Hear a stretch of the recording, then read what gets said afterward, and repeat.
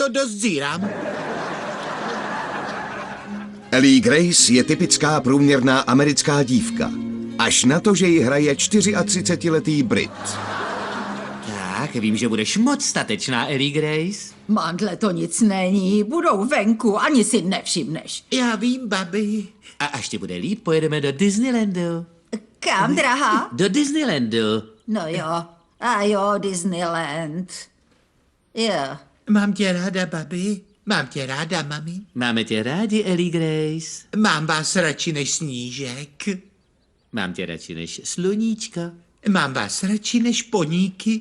Mám tě radši než medvídky. Mám vás radši než pohádky. Mám tě radši než zmrzlinku. Mám vás radši než mezirasovej grupensex.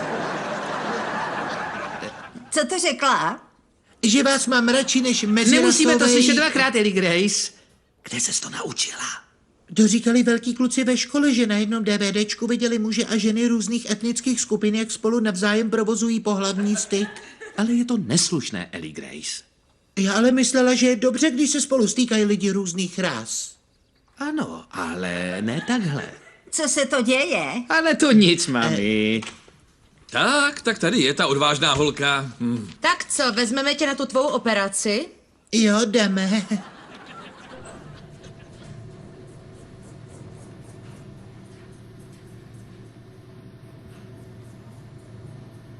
Mám vás radši než Toy Story 2. Mám tě radši než lentilky. Jo?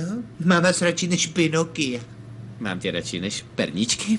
Mám vás radši než černý kokoty. Co jsi to říkala? Že vás mám radši než černý pérák.